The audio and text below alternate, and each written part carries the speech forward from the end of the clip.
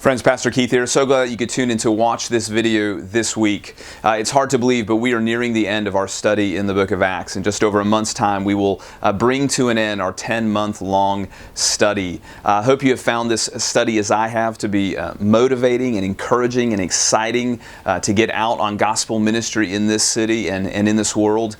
I noted at the beginning of our study a quote from Dr. Martin Lloyd-Jones, who said that the book of Acts is like a tonic for the soul. I have found it to be that. I hope you have found it to be that as well.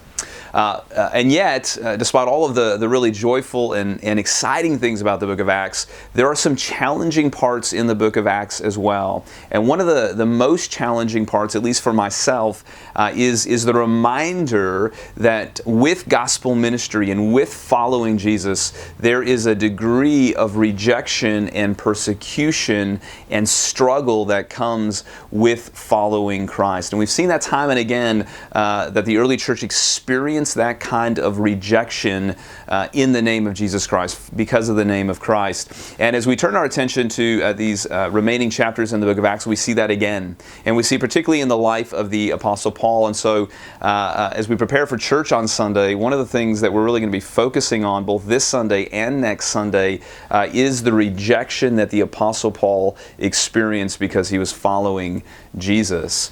And so as we gather for church on Sunday and as we think about that hard subject, at the same time, I hope that you will find encouragement as you gather with God's people and as you encourage one another through the singing of songs of praise to God and praying together and hearing His Word.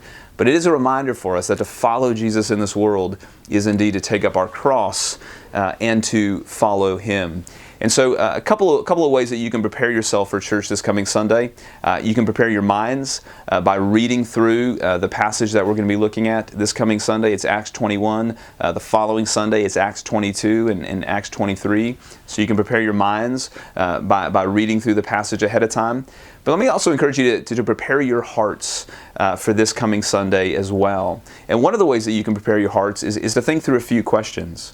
The reality of suffering is that it exposes what our life with God is really like.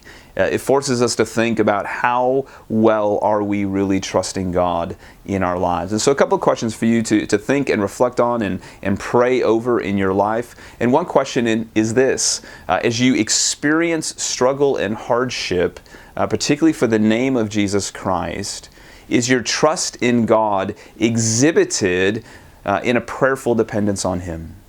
Are you prayerfully depending on the God who is sovereign over all, who is involved in all?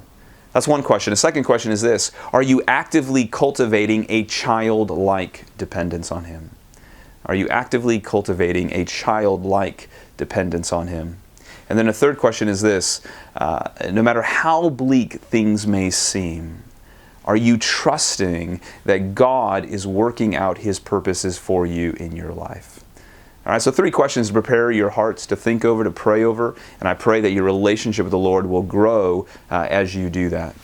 Friends, I love you, praying for you, and I look forward to seeing you on Sunday.